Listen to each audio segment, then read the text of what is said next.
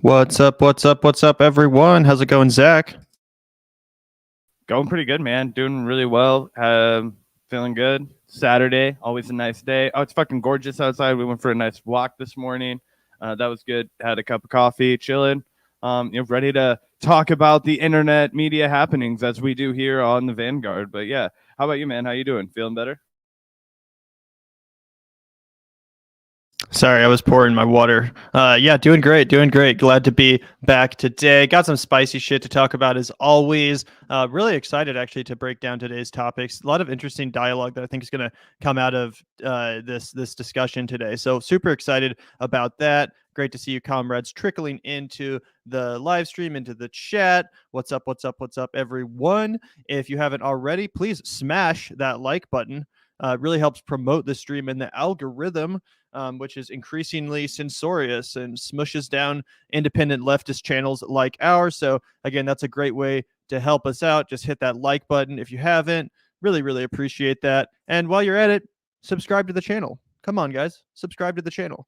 But yeah, got a lot of great stuff to go over today. Destroy the channel subscriber button, boys. Ah! Also, let us know if the audio is okay. I might have accidentally turned down my microphone before the show started, so please let us know if everything sounds okay to you guys. I know that sometimes people complain about our audio, so I want to make sure that you guys aren't having to constantly turn it up and then turn it down and then turn it up and then turn it down, etc., etc. But yeah, as Tool Droid says, smash that like, yo. Do your due diligence. If you want to be a good leftist, then all you got to do is smash that like button. That's a real contribution to the movement as far as I'm concerned. But anyway, thanks so much for everyone tuning in. Like I said, it's going to be a spicy, juicy, delicious live stream today. Really excited to go over today's topics and get your guys' input as well in the chat. Always love hearing from everyone and what you guys are thinking too, of course. Before we get started, though, before we get into all of that and more, you guys know the drill. You guys know what's up. Shout out to the patron community. A huge, huge shout out to our patrons. We would not be able to do the show without you guys. I say that sincerely. It's not hyperbolic. We straight up would not be able to do the Vanguard without the patrons. So thank you so much to everyone supporting the show on patreon.com/the Vanguard channel. As always, the link for that is going to be found in the description of this live stream. It's also in the description of all of our videos. So if you want to find out about the perks we offer, one of which, of course, is a spot of your own on our shout out screen, then hit that up, hit that up. Great way to support the show. Great way to support independent leftist media. If you enjoy the content we create, then it really, truly helps. So thank you so much. You can also become a member if you wish to do so on YouTube. That's another good way to support the show. Anyway, got a lot of good stuff to go over. About to get into all of that. And it does look like we have one super chat to start with. Thank you so much. As always, Mad Ocelot God for the $5. Cool website, ShareBay, eBay for sharing. The founder, Colin R. Turner, is super legit too. Author and resource-based economy advocate. He's on YouTube. Well, thanks so much for the suggestion, Matt Ocelot. I'll definitely be checking that out. And that sounds along the same lines as the time bank concept, which you told us about, which is another cool way to kind of circumvent capitalism. So that's awesome. Thanks so much for sharing. Yeah. Sorry, I just got distracted by the chat for a second. But yeah, no, that sounds really interesting. Like sharing as in like you would take your items and share them with somebody else and then just get them back or whatever, kind of like a loan, kind of like a not like a loan like the predatory capitalist endeavor, but like a loan like, oh, I loaned this to my friend so that they could use it and they wouldn't have to buy something of their own. Yeah, that sounds dank. And that sounds like the kind of idea that Gavin and I were actually just talking about the other day. So Gavin and I, if you listen to our show a lot, you'll know we're big walkers. Gavin and I just like to go for walks and, just walk around, chat about the show, chat about politics, chat about whatever, right? We go for long walks a lot. And one of the times we're walking, we're in like Riverfront Park, which is a really great park in Kansas City. Highly recommended if you're ever in town. Great to walk around the riverfront. Not much of a river now, though. Climate change is kind of a disaster anyway. And I was talking about why don't we have like things at parks all over this country where your library card or something identical to it allows you to just go up to like an Amazon locker type deal, not to fucking, well, we can poach any good ideas from Amazon. They've poached all of their good ideas from their workers anyway, but just like an Amazon style locker where you like swipe your card and then you can get like a frisbee out of one, you could get like a football out of another, a soccer ball, a basketball, a volleyball, you know, maybe you have some gloves of different sizes and like, you know, a softball and a bat in one of the like long lockers. You know, you could really encourage a lot of activities for people, because I feel like a lot of times people, you know, they want to go out, they want to have fun outside, but you know, people live in small apartments now, you don't have like room, and you know, don't always like keep all the equipment around. You could put hammocks in there for people to just relax.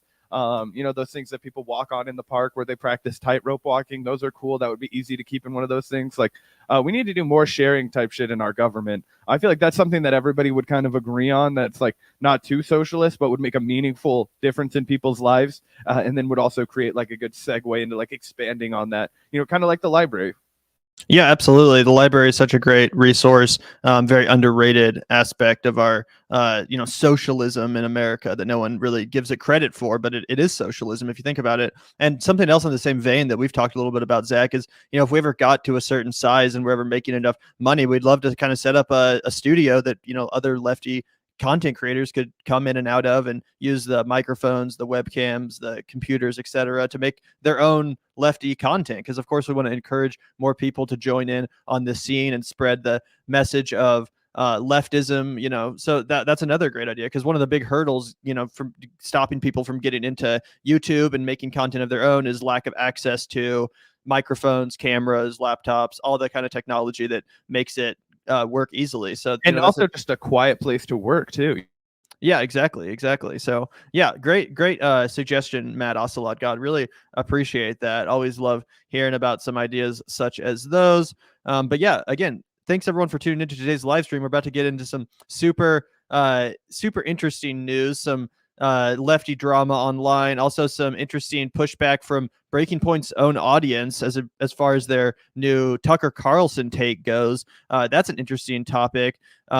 If you want, we can start with that one, Zach. Does that sound good to you? Yeah, we can start with the Tucker madness, because this is really interesting to me. So just to clarify before we get into this, because I did watch the clip, because I think it just came out today, actually. We're right on the money. It dropped this morning. And I watched it, and I thought that it was relatively, you know, innocuous was the word I think you described it as. Yeah, it just completely average, par for the course Breaking Point's video about some polling that they looked at, right? But what I was surprised by was the fact that there was some controversy around this. So I'll play dumb. What's the controversy, and like what are people worked up about? Yeah, so this was interesting, and I had the same experience at first, Zach. I watched this video. I thought it was, you know, a pretty basic Breaking Points video, good content, good commentary, as always, from Crystal and Sagar. So I didn't see any issue with this one, but then I looked at the comment section, as we're about to do in a second here after we watch some of this video, and it turns out that actually a lot of Crystal and Sagar's audience was just straight up not on board with this take as it relates to Tucker Carlson over at Fox News. So super excited to get into some of the pushback they received, because I think it says a lot about the audience makeup of Breaking Points. You know, what kind of political viewpoints do their audience have, and what does that say about Crystal and Sagar, and more broadly the, you know, mood of the country, and at least the mood of people that are consuming independent news content on YouTube. So definitely interesting. Let's take a little bit of a look here at this video. Really interesting topic. It's called Tucker Audience Rejects His Russia Analysis, Breaking Points with Crystal and Sagar. So again, before we get into some of the comments, some of the backlash, we're going to take a look at some of this video again before we then check out how the audience reacted. But yeah, let's just dive right in here.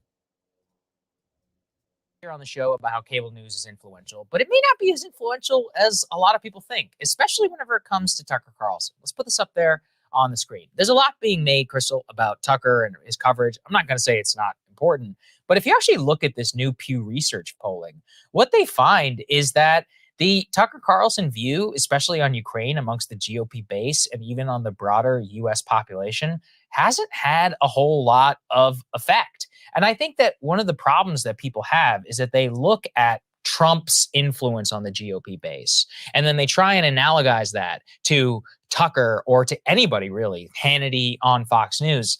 it's just really not the same level of transferable power. And I've watched this actually happen in the GOP primary, which is another useful test, which is that look at the candidates that Tucker most prefers, J.D. Vance and Blake Masters, clearly who've been on his show. Neither are actually first place in the polls. JD appears to possibly be getting there, but was trailing behind despite being on Tucker's program repeatedly. Masters, the polling is all over the map, but at one point the guy was like in fourth place. And I just think it's interesting, again, Trump's endorsement means a lot. It may not mean as much as it once did, but people try and look at them as exactly the same. And I just don't think that's the case whatsoever. And this pairs with, I just sent actually you last night, polling about which political media figures are most trusted by Republicans, who's most trusted by Democrats, who's most trusted by the nation at large. First, you will not be surprised to learn that like none of these figures has over 50% support among the broad public, but Tucker does rank as the most trusted media figure that they tested for Republicans. So it shows you, even with the person who has, you know, by the polling, the most sway with the Republican base, it ultimately only goes so far. And I also think it pushes back against the idea that this is just like a mindless mass of automatons who are just going to do what their leadership tells them to do. And even though in some ways it contradicts the study that we showed earlier about how people who are religious Fox News viewers, they can have their opinions influence in their minds changed if they're like forced onto a CNN diet. I think it pairs in this particular way, which is that both show that people are not just locked into one view and hardened in and it doesn't change and that's that. They are open to evaluating other evidence when it is presented to them. So you can see that, you know, for 1 second. If there was any pushback that I was going to offer to what Crystal is saying right here, like, oh, people are pretty willing to kind of like, you know, evaluate new information when it like comes out to them, and that like, oh, they're just going to kind of go with the flow, and that they're much more like malleable than we think. I think a lot of it actually probably does have to do with the kind of framing of the question, and the fact that earlier in this clip, they talk about how even in America, like less than half of our politicians are, you know, like have a higher approval rating than 50%, or what was it they said, that none of them were over 50% approval rating, I think, in any of the politicians, the mainstream ones, even the ones that are relatively well liked or have their niche bases. And then the question that was asked was like, are you confident that Putin's going to make like good and rational decisions? Like, I think if you ask the country, is any politician, you know, Joe Biden, Putin, you know, any insert, you know, Justin Trudeau, whatever, if you ask them, are these people going to make like rational decisions? I feel like most people are going to be inclined to say no, just because there's a large mistrust of the government. But that's just kind of a note from me while we keep watching.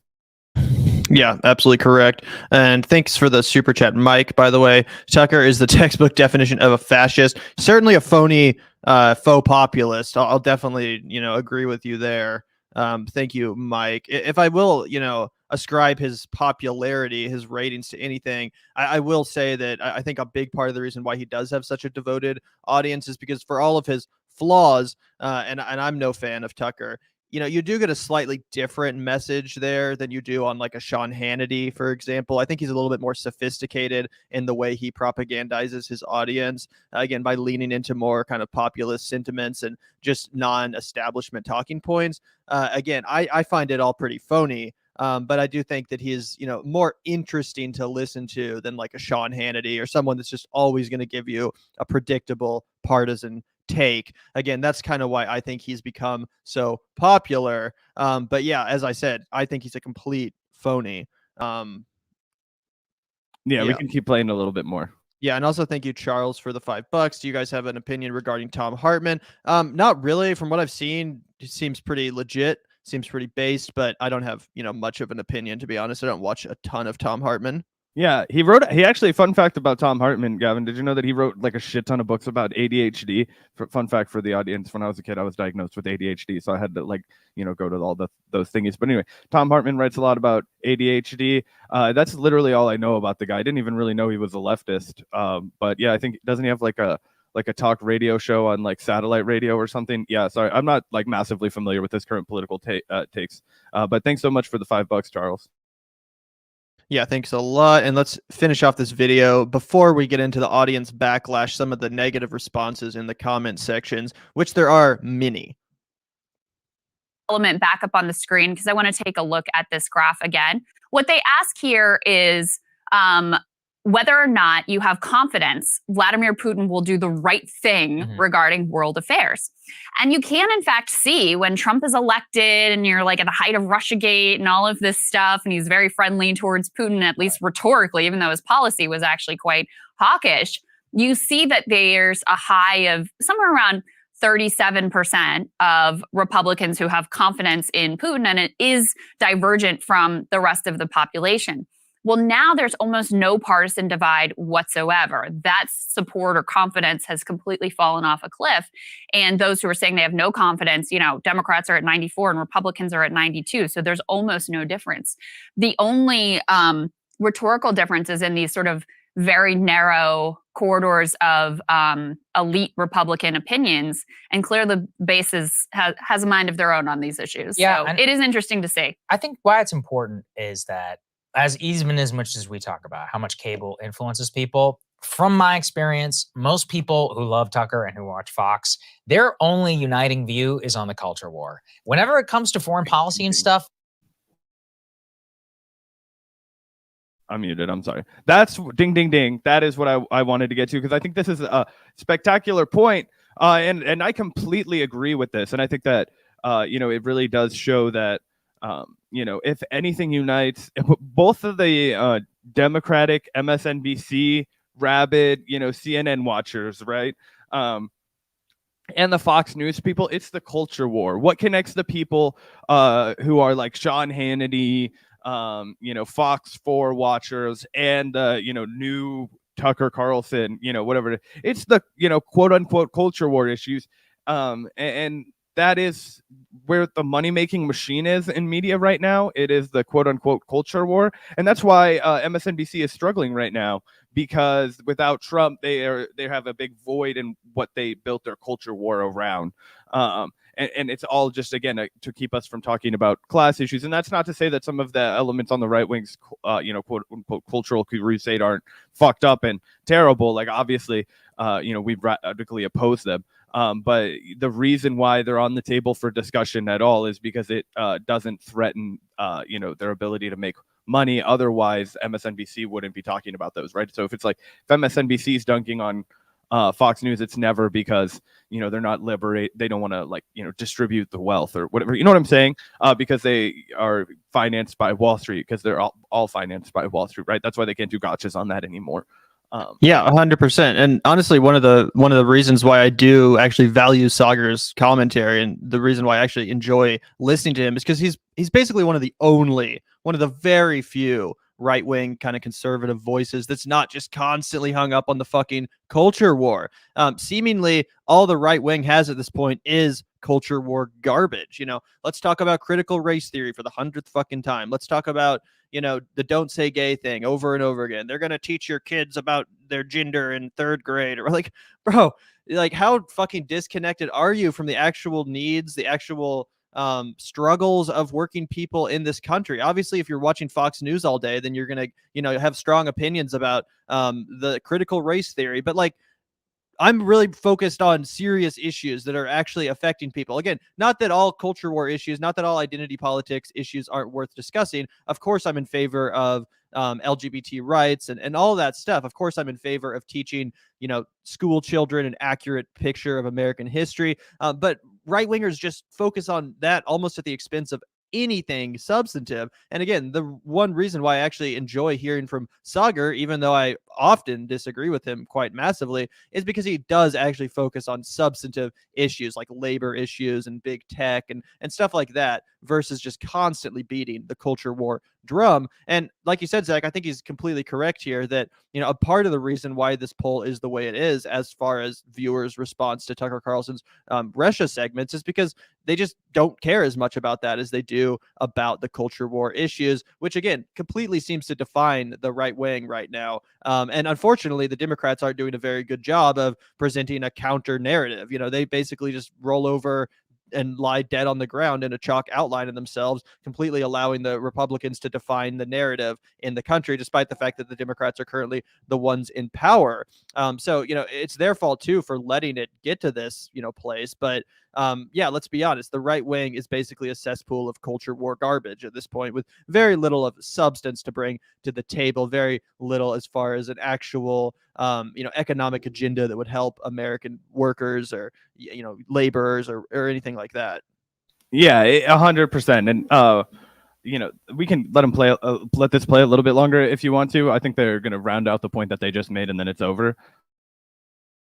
They're much more willing to depart and to have their own, not necessarily have their own assumptions not challenged, but to maybe tune it out or not go as along. That's just purely from whenever I used to appear on Fox. I can tell you that the only thing that really gets ratings and that really works well is culture. And obviously that's 99% of what he does. But whenever it does come to foreign policy and more, as you can see from that graph, it doesn't necessarily have the impact that a lot of people has. And it doesn't politically translate in the way that a lot of people think. So it's good and it's bad, depending on your perspective, but I do think it challenges a lot of the way the mainstream media talks about it. Yeah, it's just good to have the information.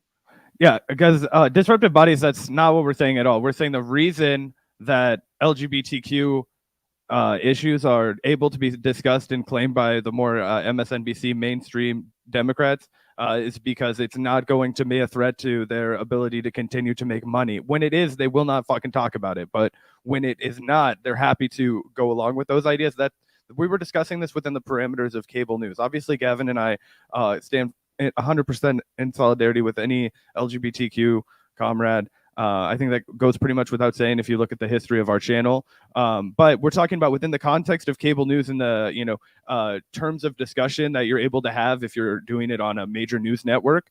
The MSNBC, CNN crowd, they will only talk about the right wing in terms of the Don't Say Gay bill, as Gavin mentioned, or in terms of the trans swimming thing that was going along. And obviously it's like cringy when the right wing only focuses on bullshit like that. And it is true that they are amplifying rhetoric that is anti-LGBT, and we've talked about that on our show. But it's not a matter of whether or not it's substantively more or less important. It's about which one's allowed on cable television and which one's not. And that's why we were putting it in the parameters of the cultural war.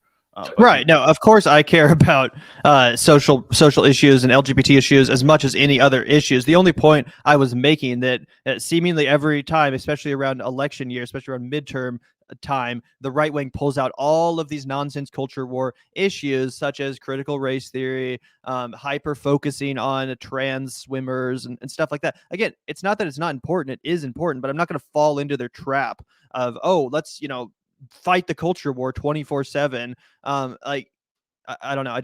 Personally, it's not what I'm, into, but appreciate the pushback. Thank you also for the $4.99 Estev08. Do you guys watch Renegade Cut? He does video essays on politics and pop culture from a lefty perspective. Not familiar with Renegade Cut. There's so many like bread tubers, so many video essayists on the left that I frankly hear about them all the time that I wasn't even aware of, like Noah Samsen, for example, who we're going to talk about. Didn't even know he existed. But yeah, there's so many of them. Have not checked that out. I will check it out though if you think it's worth doing so. Do you know about Renegade Cut, Zach? Oh yeah, Renegade Cut is my homie, dude. We're tight like this. No, I have no idea who this guy is. I'm sorry. I don't. I imagine he has a really good channel. There are so many goddamn really talented socialist video essayists who, like, sometimes they get on some bullshit, and they get hella pretentious and whatever, but most of them are really good guys. Most of them are, super dedicated to it. And it takes a lot of fucking work, as Gavin can intimately tell you, to edit those long form videos. So those guys really grind through those videos. So, props to that whole wave of the internet. Even though, I don't have the necessary temperament to be a part of it. And I'll definitely check it out because I do like watching them sometimes at night when I'm just looking for something to keep on when I'm just like, eating or, just kind of stoned and chilling before bed, that kind of thing.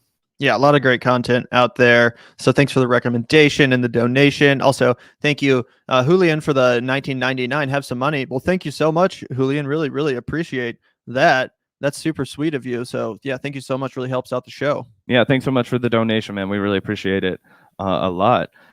But yeah, is it that the last of the? Yeah, we can probably, I think you guys get the gist as far as this video goes and what they were saying. As Zach said, and as I echoed, pretty innocuous points they're making. This is a pretty standard breaking points video as far as I could tell. Nothing terribly controversial about it. However, the comments, expressed a different sentiment, needless to say. Let's take a look here at some of these comments. We're going to go through just the top 20 or so. Really quick, though, I did want to get to the super chat from Alberio. Just because I'm curious, I wonder what it was like at that Jimmy Dore show that you were at. And also, did anybody recognize the name The Vanguard? We used to get a lot of pushback from the Jimmy Dore audience, but thank you so much for the super chat. And yeah, she says, I was at the Jimmy Dore show stand-up on Wednesday and made sure to promote you guys to the people at my table when we were talking about channels and outlets to pay attention to. So thank you very much. Yeah, thanks, Alberio. Really appreciate that. I know a lot of people in Jimmy Dore's audience fucking hate us, so appreciate that. Apparently, no one at their table recognized you, so you were in luck. Because if they had recognized us, they probably would have had nothing but negative things to say. Anyway, but really appreciate the fact that you gave us a shout out, helped to spread the word about the Vanguard. Really appreciate that. That's super super sweet of you, and thank you so much for the $10 as well. But yeah, again, let's get into some of the comments here. All right. So this one says, Sagar has a very short memory about how polls work and don't. He made fun of the pollsters who were wrong on the Trump election and now goes for their argument that the polls say, quote unquote, called using argument by authority, logical fallacy, favorite of media who have nothing better. So basically saying because the polls were dramatically off in the Trump election, never look at polls, I guess is the sentiment, never comment on polling. And from the looks of it, from the looks of the poll that they did comment on, it was a pretty definitive response. Like it wasn't like there was like 2 or 3 points, margin of error kind of thing. It was like pretty definitive as to the results of that polling. So I think they were within their right to comment on that. And again, yeah, I mean, at some point, it's like as a content creator, what else can you do? You have to accept the fact that the polling is often wrong, and then do your best with the polling regardless, because there's really no other metric to go off of. So, I mean, maybe he could have added a caveat that the polling has been wrong before. Maybe this is wrong, but that just seems a little bit unnecessary to me. Yeah, and it kind of reminds me of back when we were covering the 2020 election between Donald Trump and Joe Biden. And, Gavin and I were commentators. We were following the polling like fucking rabid dogs, dude. We were fucking hawkishly on that shit, constantly refreshing it, reading new polling, all that kind of stuff. And it turns out that like a bunch of the polls were massively off for the presidential election, except for Trafalgar, right, which was this kind of conservative I funded polling service that really knocked it out of the park. So you could use that argument in a lot of ways. Like, what was it, coincidence that their polling was the best? Was it their method was better than the other methods that were being used? Should we, so I think that polling is so volatile in the way that it works and the demographics that it selects, and how how have they done a good job of making sure that it's like people of all ages, backgrounds, etc., who are making it up the demographic. Because if you just like only call people who have voted Democrat that are like 65, right, like you're not going to get a true accurate description of like the everybody that voted for Joe Biden, even though the people who are over 65 are the most likely to pick up the phone and participate in your polling, and that's why it's always skewed that way. But they're also the most likely to vote, so it always balances out. I just think that it's a weird thing to get hung up on, considering how often Breaking Points goes to polls as part of their evidence. Like, if you're a longtime viewer, that should be something that you're accustomed to at this point. Yeah, absolutely. And here's another one that says no confidence in Putin is quite peculiar wording. What exactly does that mean? I would imagine it means whether or not you have any confidence in Putin. Anyway, pollsters are notorious for wording things in a way that skews results. Sure. The poll question can skew the result. People really do not want to accept the results of this poll. That's for sure.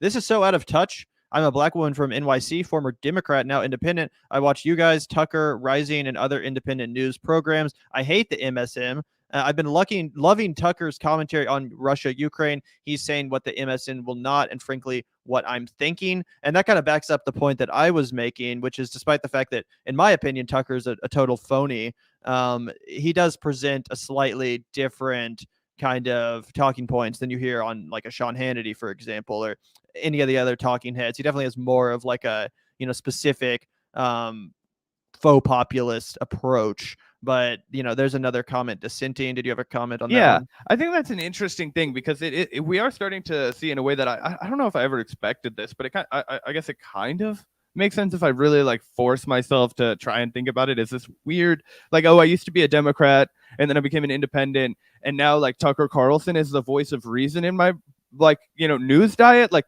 what happened to the people of this country who have that lived experience to kind of make them trust Tucker Carlson as opposed to anyone else, and it's really probably because there's no credibility on the other side that you can point to, right? So as people get so disillusioned with MSNBC and CNN, especially in a post-Russiagate era where they've really just dug themselves in a massive hole with absolutely no evidence. Right. And a lot of people, frankly, just tuned out after that, especially after with the rise of new media taking a hit. And then, people are just looking around for someone to speak in a way that they kind of relate to. So it's very interesting. But I just always go back to, I think somebody referenced it in our chat earlier, that time that Jon Stewart went on Crossfire, and we all, and you would have thought by watching it that Tucker Carlson's career would have been over, but he's certainly been able to establish himself as a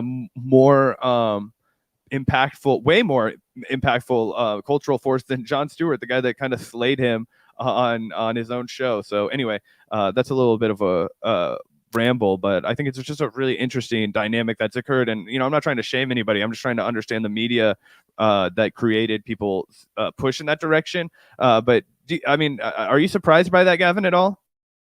I mean, no, because again, he does a much more sophisticated job when it comes to the majority of his propaganda than someone like Sean Hannity, who's always just going to be, like pro-America, pro-war. Like Tucker will at least kind of explain the context. He'll go into why our past, efforts militarily were a bad idea and how they didn't turn out well. He has on people like Glenn Greenwald and Tulsi Gabbard, for example, that do offer a bit of a heterodox opinion. Jimmy.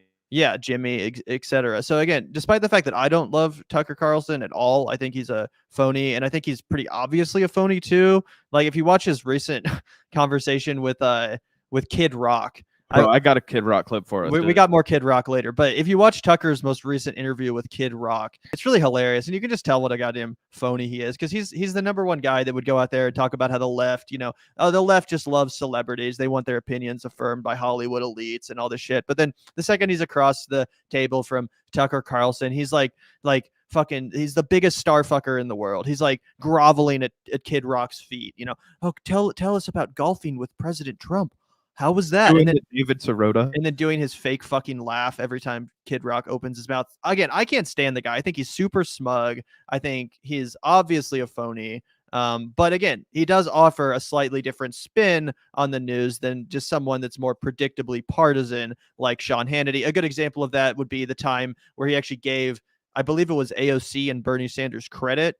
I don't remember specifically what the issue was. It might have been Amazon. But a couple of years ago, he did a segment where he straight up gave AOC and Bernie Sanders credit. Again, something you wouldn't see happen on Sean Hannity.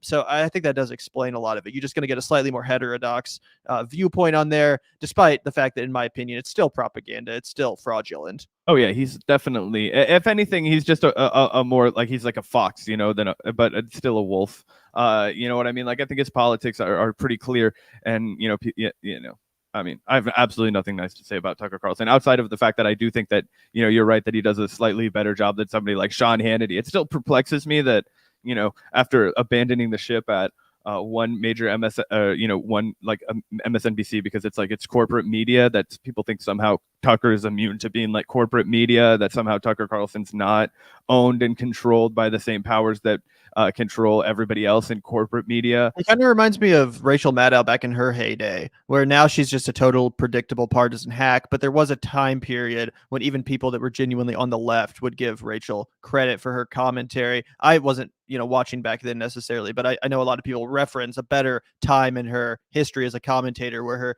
commentary was more interesting. It was more dynamic. It wasn't just predictable partisan hackery. And I think that's kind of what's going on with Tucker. But I mean, also you have to just reckon with the fact that the country is in a right-wing mood right now. Very clearly, the Republicans are going to wipe out the Democrats in the midterm. Joe Biden is a miserable, pathetic, uninspiring president, and someone like Tucker Carlson is, taking advantage of that fact. And as always, it's the Democrats' malfeasance. It's the Democrats' refusal to implement popular policies, which opens the door to a faux populist phony like Tucker.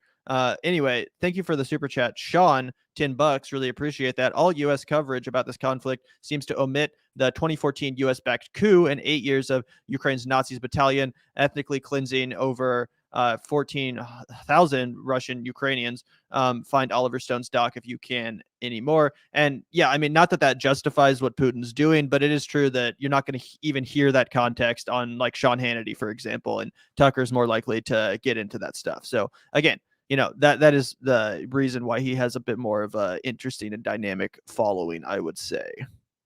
Yeah, look, it's like we're not trying to flatter Tucker Carlson, right? It's like, I know obviously he's a fraud, and yes, I think that he could be adequately probably described as a white supremacist and all these things that I see you disruptive bodies are articulating in the chat. But it is also true that he is portraying a different message than some of these other outside, mainstream media sources, whether that's Rachel Maddow or Sean Hannity, as Gavin pointed out. But I think Sean's also making the fair point that all of this U.S. coverage is relatively without proper context, unless you're getting it from an independent media news source, which is the refrain that we'll always come back to, which is, somebody is controlling what is allowed to be said and what is not allowed to be said. At some point, that information is going to be cut off. There's going to be some point where you come up against a wall where, oh, okay, now you can stop, dangling this kind of whatever. And there's going to be a bait and switch. And that's what I fully expect from Tucker Carlson. If, Donald Trump was president and there was a war going on that, made Donald Trump look better and the Republican Party look better, I don't know if he's going to be out here criticizing it the same way as he is with Joe Biden being president and all those kinds of things. But he'll have already attracted those audience. I think it's kind of a Pied Piper effect. Anyway. Yep, and thank you, Jonathan, as well for the $9.99. Pretty disappointing to see how Breaking Point's audience has shifted right. Back when Crystal and Saga were on Rising, I felt that Crystal's commentary was more effective at pushing people left. Well, we're going to get into this a little bit because there are some serious indicators that, yes, in fact, Breaking Point's audience is majority right-wing. The majority of them seem to be there for Sagar, not as much Crystal. It almost seems like probably like a 70-30, maybe 60-40 split. But I wouldn't necessarily attribute that to, any sort of decline in Crystal Ball's ability to comment. Again, I think it has more to do with the mood of the country. And unfortunately, the mood of the country is right-wing right now. I'm sorry to break it to you, but that is how it is. As I said, largely because of the fact that the Democrats are so pathetic, because Joe Biden is such a miserable, pathetic president, that as always, that opens the door to that kind of right-wing populism. And that just seems to be the mood of the country, at least of the YouTube, viewership. That's for sure.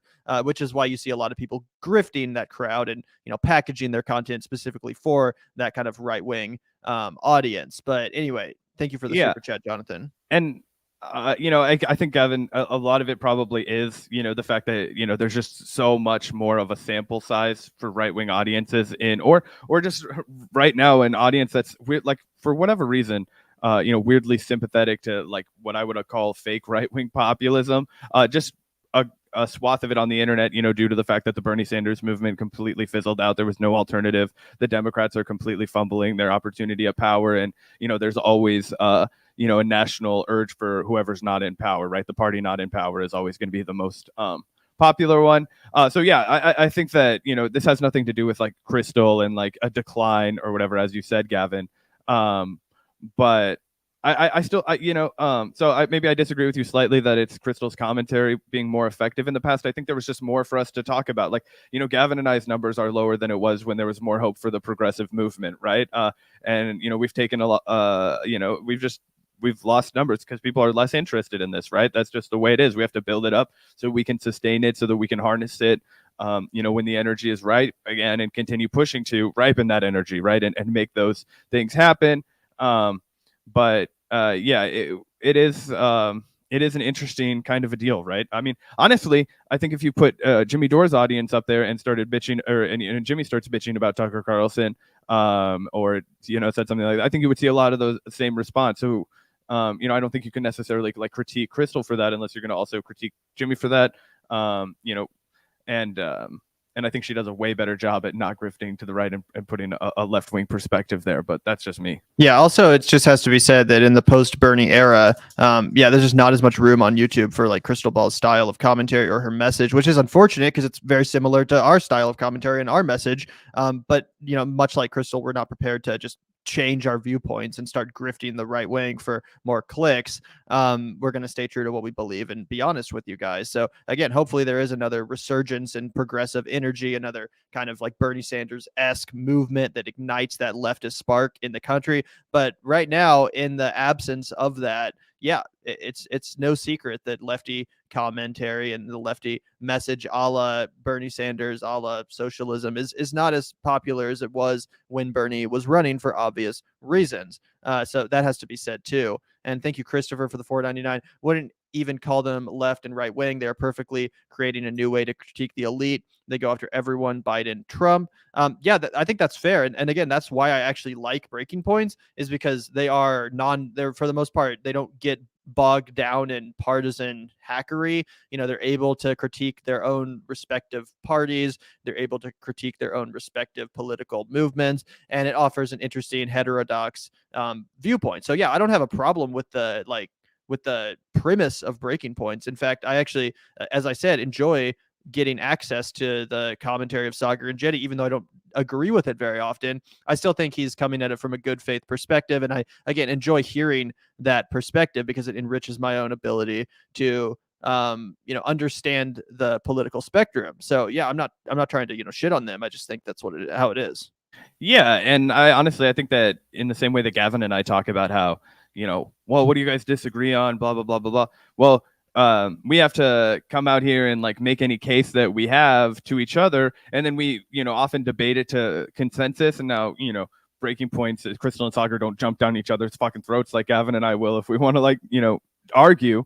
They won't derail their entire fucking show for 30 minutes to get to the bottom of something innocuous like we will. But I do think having the other one's presence there forces them to fortify their own arguments. Like if Sagar's gonna make an argument that he knows Crystal is going to fucking push back on, he has to make a stronger case for it. And then Crystal likewise, if she's making a case to Sagar's being a conservative, but also Sagar's audience, the audience that's there for Sagar, she has to make sure that she's really fortifying her arguments. And that's why I think their commentary is so strong. I think that their monologues are really well composed because they know that they have to put that up to the other person's audience, and that they carry all these differences of belief. So you're constantly trying to articulate yourself well and make your point clearly to a diverse view of people, which I just think keeps it from being like too echo chambery. I think it's a nice change of pace, and it's kind of like we have the kind of the exact opposite opinion as somebody like Vaush, who basically shat all over it because she was willing to even be in the same room as Sagar, who admittedly has had some massively cringy takes in the past. Oh, he definitely has had a ton of cringy takes. No denying that. In fact, Salvatore is here reminding us of one of his most cringy, which was simping for The Rock until The Rock criticized Joe Rogan. And then he came out there and was like, The Rock betrayed us. So LOL. Yeah, for sure. Before we get into the next super chats, though, did want to take a look at some more of these comments on this Breaking Points video, some more of this backlash.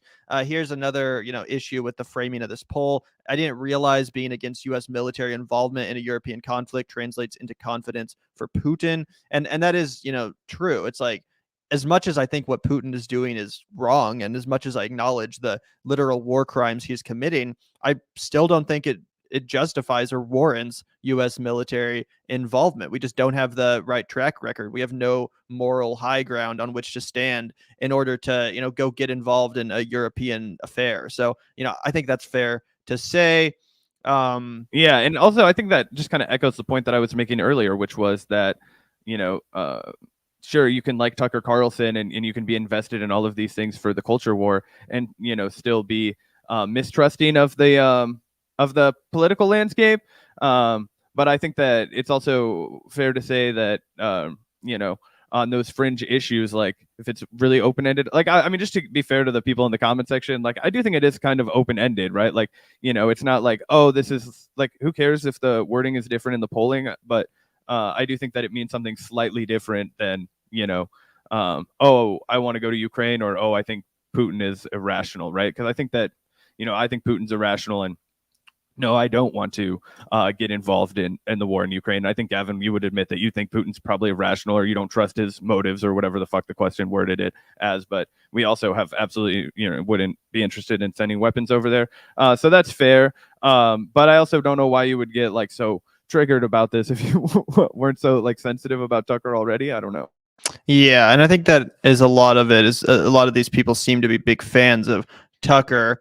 Here's one that says Tucker, and this one has 167 upvotes. One of the top comments on the video. Tucker was anti-war in Afghanistan. He's anti-war now. The logical leap from anti-war to pro-Putin made by that tweet was truly laughable. Quite disappointing that it came through unquestioned from Sagar. So again, people are not necessarily having this take, especially Sagar's fans. They seem to not really be on board with his opinion here. Yeah, and if I'm not, is it true that Tucker opposed the war in Afghanistan? Because I don't know if I believe that is true. I know he definitely supported the Iraq war, which was, I think it's saying like as of more recently, like as of, since the Trump administration, because obviously Trump constantly was posturing as if he was anti-war and he wanted to get out of Afghanistan. So I think Tucker probably kind of, jumped aboard that line of logic. And yeah, back in the day, back in the early 2000s, Tucker Carlson was completely pro-war. I was like, he was such a fucking hawk when he was like, like 10 years ago, probably right before Trump ever came along, right before there was any kind of semblance of that. And certainly in the Bush era, right, you couldn't exist as a conservative if you weren't a massive hawk. You could barely exist if you were a fucking Democrat and you weren't a massive hawk. So there's absolutely no way that he was, that's what I was just a little bit confused by. Makes much more sense that they meant like when Joe Biden, withdrew, or when Trump was planning to withdraw. Basically, all that means is that he was going along to get along with Donald Trump, as far as I can see in this fucking argument. Quite disappointing that it came through unquestioned from Sagar. Like, this is what's really telling, is it's like, sure, you could push back on what this poll really means, but it seems like people have made up their minds about what it means, and they don't want to hear anything about that. Right. And what this really reminds me of actually is a couple months ago when they released a video going after Tulsi Gabbard and basically, playing some old clips of Tulsi from a year or two ago and then contrasting that with some newer clips of Tulsi on Fox News and saying, clearly something has changed. I don't think they went as far as to say that she's grifting like we've said, but that was kind of the implication that she had this almost like 180 ideological shift, and like what the hell is going on. Similarly, there was a lot of backlash in the comments. People were saying this is unfair, you should have her on to talk about this, this is a misconstrued notion, et cetera, et cetera. So you can tell again a lot about their audience based on this, and despite the fact that I watch Breaking Points for Crystal, it does seem like a lot of people watch Breaking Points for Sagar, at least the vocal ones in the comments. So again, it's worth noting. It's just a fact. I'm not necessarily saying it's good or bad. I'm just saying that's how it is. And, as far as a positive to that, it's like at least those people are getting exposed to Crystal's viewpoints, to the leftist perspective, right? And, that's better than nothing. So I think she does a really good job communicating those values and those goals. So again, let's look at some more. I think you guys are missing the nuance. That's what this comment says. They say, I like Tucker, but I trust no media, including Breaking Points. You guys are my favorites, but I think you're missing the point. So again, almost every single comment actually on this video, I don't think we've seen one yet that's like positive or that's saying like, I agree. It seems like all of these comments are negative. This one says, this segment is just wrong. I'm no Tucker fan, but he's not pro-Russia or whatever confidence in Putin means. So there's that. Here's one that says Tucker is right, and I doubt that Tucker would say he had confidence in Putin either, so that graph is meaningless. Getting involved in a war between two corrupt countries with no gain for USA is dumb. And that's fair. I mean, I think there's a grain of truth there. And to be honest, I don't watch fucking Tucker Carlson every night. I don't keep track of every single viewpoint he has or every single goddamn opinion he's expressed as far as Putin goes. So, admittedly, I don't have all the context here either, as someone that doesn't regularly watch Tucker Carlson. So again, I don't really know to what extent he's out here defending Putin or expressing confidence in Putin. But again, this is what the audience is saying. Yeah, it's definitely interesting to take a look at. And I know a lot of people don't take the YouTube comment section seriously, but I think it does. If you get an overwhelming response like this, it does give people a little bit of insight into how the audience is feeling. And that's kind of our beat, right? How are people reacting to new media coverage and what's going on and how it relates to the mainstream media coverage. So sometimes the comment section is worth delving into and mining through. Absolutely. And here's one that I think is pretty ridiculous. Why would they use their time to go after anti-war voices who platform them both? I don't know if we watched the same video, but they were like walking on eggshells in that video. They almost went out of their way to not criticize or to go after Tucker. It was more of just like an analytical look at the way people are feeling about this issue versus the way it's being portrayed on Tucker. I don't even remember them really weighing in as to whether or not they agreed or disagreed with Tucker Carlson in that clip itself. They're, again, just kind of breaking down a more analytical, breakdown of, how the audience is feeling, et cetera, et cetera. So I think this is totally unfair. Yeah, I think that. Yeah, I thought it was an extremely fair, not super big deal from Breaking Point's relatively standard par for the course kind of commentary from them. So yeah, it's definitely interesting. Obviously the comment section and the commenters are the most ardent hardcore online section. So just give people that caveat. But yeah, I think that it's definitely an interesting reaction. Yeah, and just to read a couple more before we move on, this one is another sentiment that I was, referencing earlier. Being honest here, I'm losing confidence in Breaking Points as well. Pretty dramatic. Crystal, I have never had much confidence in, but Sagar lets her get away with her BS too often. I get it, but this segment should have analyzed the actual polling, in which case the reporting would have been more complete. So again, this is a sentiment that I've seen a couple times on their comment section, which is that a lot of these people do seem to be here for Sagar. It seems like we're in the minority, Zach, as far as the listeners that are really listening for Crystal.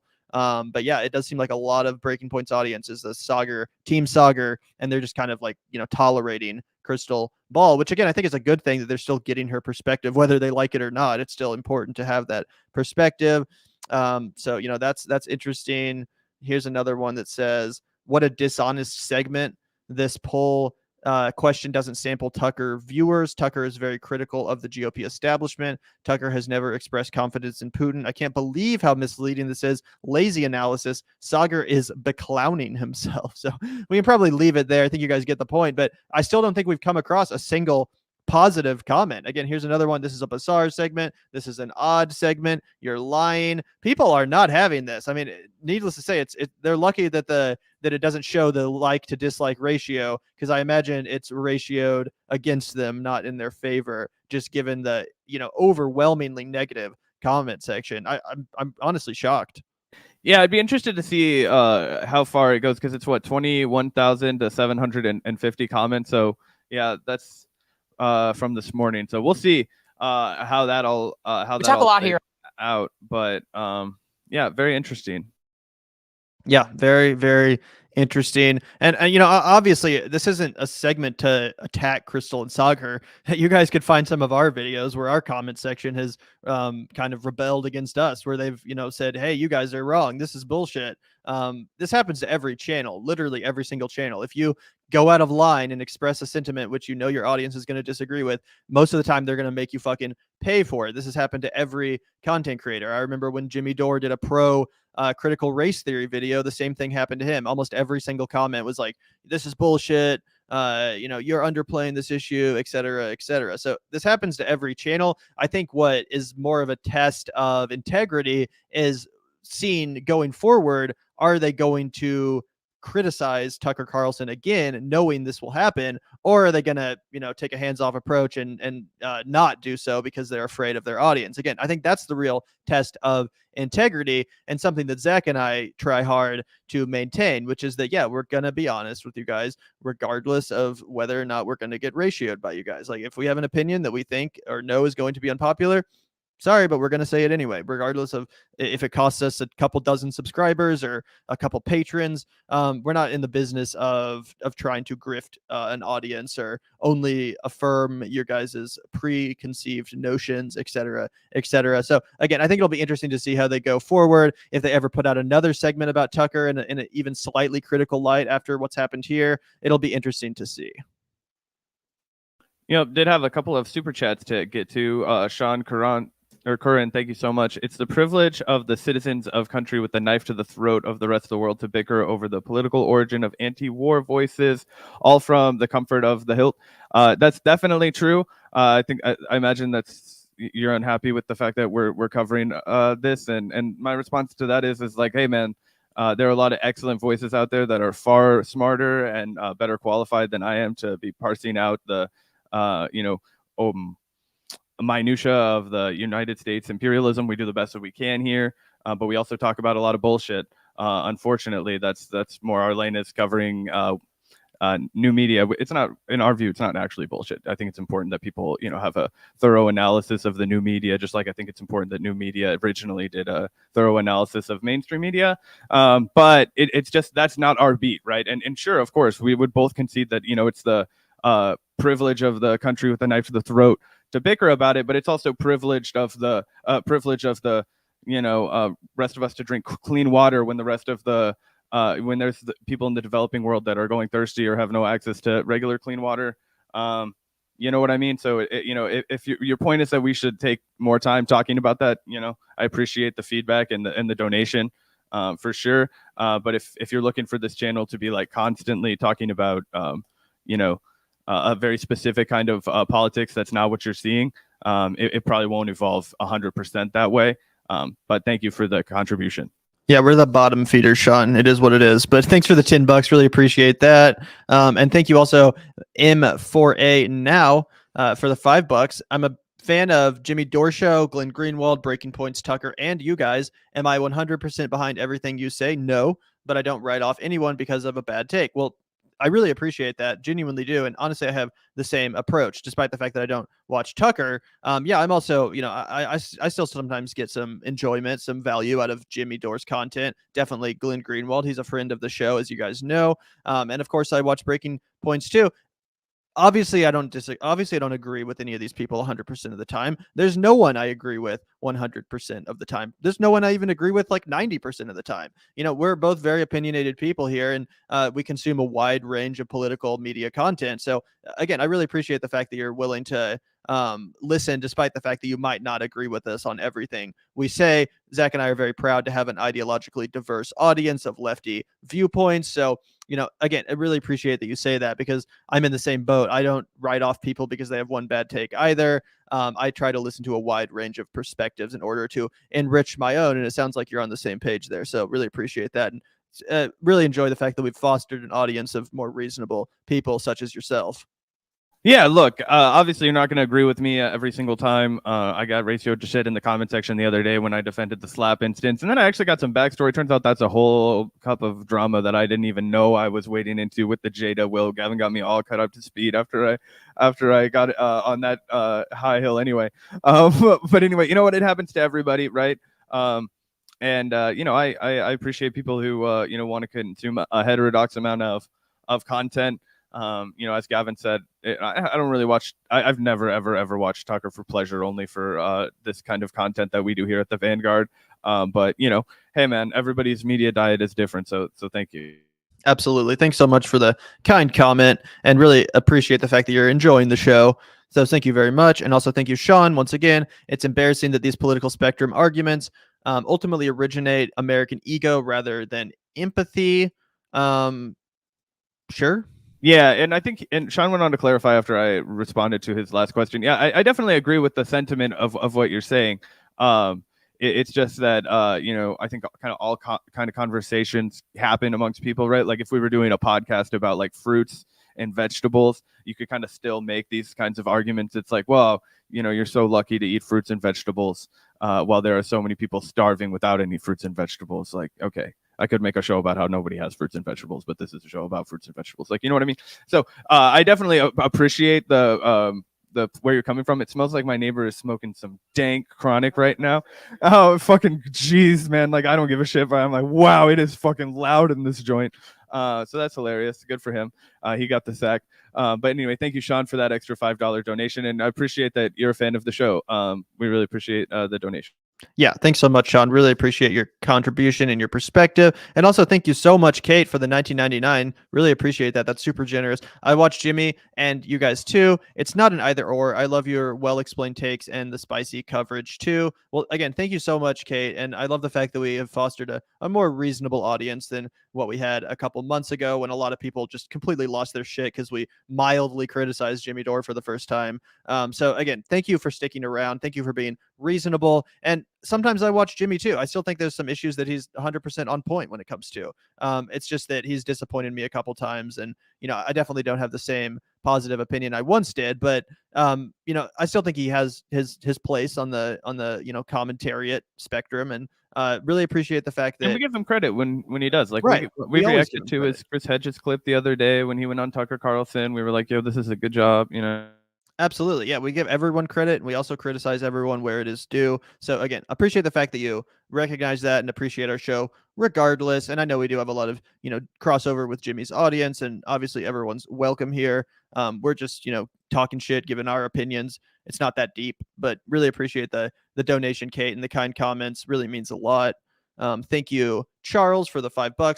Firefox has a dislike button revealer. This Tucker video has 1.4K likes and 1K dislikes. The live stream has 150 likes and 4 dislikes. Interesting. Well, thank you for pointing that out, Charles. I actually did not know that if you use Firefox browser, you can still see the dislikes. That's pretty interesting. And again, thanks for bringing that up to our attention. So I guess it doesn't have quite a ratio yet, but it's definitely, teetering there. Yeah, thanks for the donation. And thank you, Sean, for the $2. Really appreciate all the donations, Sean. Like I said, really, really appreciate your perspective. Definitely not unhappy. You guys do good work for real. Thank you so much, man. Really, really appreciate that, and appreciate all the donations today. Absolutely. But did we want to? Oh, looks like we have one more super chat from Clave Sounds. What's up, Clave Sounds? People are saying that making a link between Carlson's Russia stance and confidence in Putin is a false dichotomy. They're right. Yeah, I think that's I think that's a point that we also made. We said it's different to say like, I have confident or no confidence in Putin, and I also don't want to send weapons to Ukraine, which a lot of people would view as pro-Russia sentiment, right? Because this is America, and anti-war hysterics turn any kind of like instinct to remove America from it into like pro whatever country we're at beef with. Right. So yeah, that was one of the first things that did stand out to me as well, is that Gavin and I, for instance, would also fit that bill, even though we have absolutely nothing nice to, or at least I have nothing nice to say about Tucker Carlson. Yeah, indeed. And again, I think that some of the commenters do have a decent point here about how they might potentially be misinterpreting those poll results and kind of tying it more to Tucker than the polling itself suggests. So, some people do have a point for sure. Anyway, thank you so much for the $5, Clave Sounds. Really appreciate that. And I do think we can go ahead and move on to our next segment here, which is about none other than your guys' very favorite, Mr. Vaush, got in some more drama and some more hot water. Let's take a look here. This popped up the other day on my Twitter timeline, and I knew shit was about to get spicy once again. So let's take a look here. Vaush says, oh boy, quote tweeting Noah Samsen, bread tuber who has made another video about Vaush. This is his second video about Vaush and the kind of toxic community in which Vaush has fostered in Noah's estimation. This one's called the Vaush Effect, and it goes into a little bit of the backlash that Noah got after making his initial video attacking Vaush, some of the backlash and what he describes as harassment that he received in the wake of that. So we're going to take a listen to at least some of this video, and try to get to the bottom of whether or not these criticisms are valid, whether or not Noah has a good point here, or if he's just kind of whining because he got destroyed in a debate, which is also a possibility. So let's take a look here. This is an interesting video and an interesting subject matter specifically for Zach and I to address, because to be honest, a lot of the experiences that Noah details in this video, we've had similar experiences to as YouTube content creators ourselves. So again, we're going to be bringing an interesting perspective to this story, one that I think is very needed. So anyway, I guess we can get right into this unless you have any comments. Yeah, I just have to say, to set this up in true video essay bro fashion, he has to preface this by saying, this is not a drama video. Fuck all those streamers with their drama videos. Okay, we get it, bro. You're serious. You only put serious videos up on the internet, on YouTube. That's all I'm saying. Yeah, and that's another thing, is there's kind of this like unspoken beef constantly between streamers like myself and Zach and video essayists who often consider themselves far more serious, and we script out our content. It's not just off the cuff garbage, it's not just drama or whatever. So that's kind of a tension that exists as well. But again, I'm not trying to go into this with any pro Vaush or anti Vaush. I just want to listen to this video, take a look at the points made, assess how valid they are, and give as much context as we can. Thank you, Red Mage, for the $5 super sticker. Really appreciate that. Really, really appreciate that. But yeah, let's get right into this non-drama video. This is not drama, guys. This stream, we're not doing drama either. Yes, we are. But let's watch.